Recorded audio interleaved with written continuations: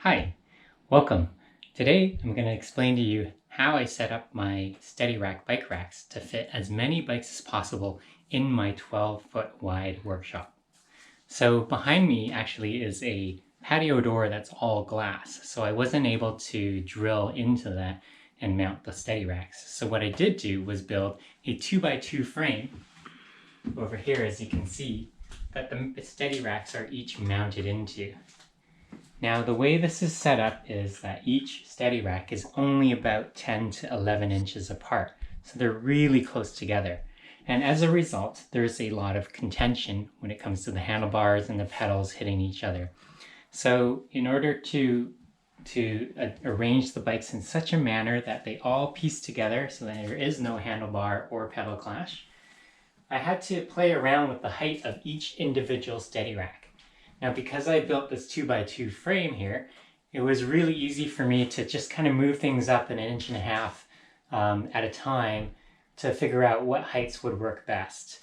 And I didn't worry about drilling into the 2x2s very much. I could drill into them repeatedly without any consequence. So here you can see an example where I drilled these holes and decided to move the rack up a little bit further. So let's take off this little bottom cover here.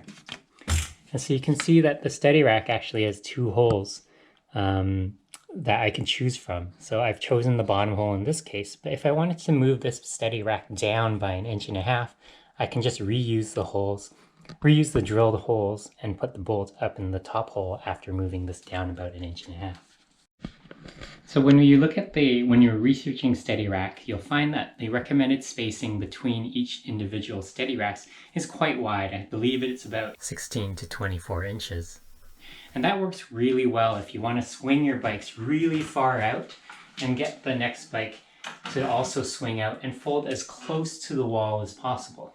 But in my setup here, it doesn't really matter to me how far these bikes stick out away from this back wall here, because I actually wanted to stack as many side by side as possible. So I've gone a lot less in terms of spacing between any two SteadyRacks. I've took it all the way down to, I think my closest one is about 10 to 10.5 inches.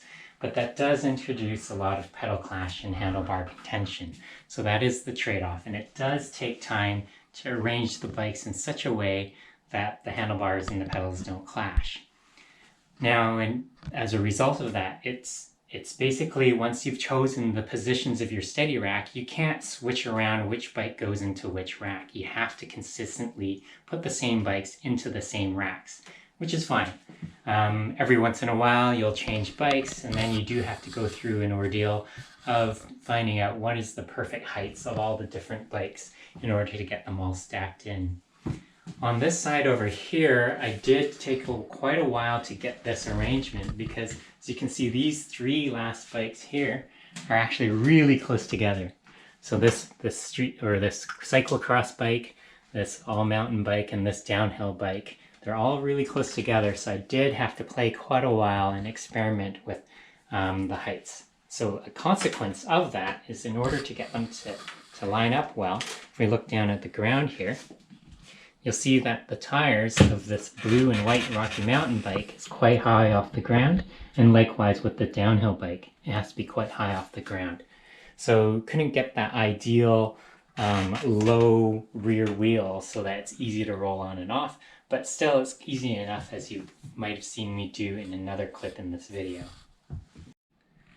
Alright, let's take a look now at the different type of steady racks that I have. Now, steady rack is offered in a variety of different styles. They have a normal classic one, they have a mountain bike version, they have a fender version, and they have a fat bike version. I believe that's it. So I have two different styles here that I've used. I've used a fender version and a mountain bike version. So let's just take a look at the two differences. So I'm going to take these bikes off. This guy. So this rack here is a steady rack fender version. So it's got a really thin front edge here so that it can fit between your tire and your fender when you've rolled it on. The rack is rated for 2.4, and so I can easily get my son's 2.4 with no problems. And in fact, back there, I can fit a 2.5 tire from my downhill bike into one of these fender racks. The mountain bike version rack is slightly wider, and it's officially supposed to take up to a 2.8 tire. Alright, let's take a look at what it takes to get access to a bike that's stored deep inside the stack of steady racks here. So let's say I want to get access to my downhill bike there, that's the big black one at the top. We can just easily swing these out.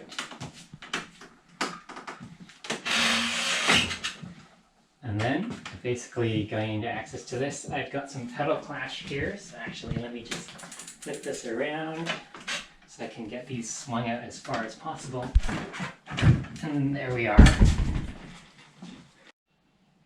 So hopefully this video gives you some ideas of how you might want to mount your steady rack, especially if you have a similar setup where you don't mind the bikes being far away from the wall, but you want your bikes to be as close together as possible so you can pack in as many bikes per linear foot of wall space. Alright, so it's time for us to go biking. So I'm going to invite my video crew and let's get going.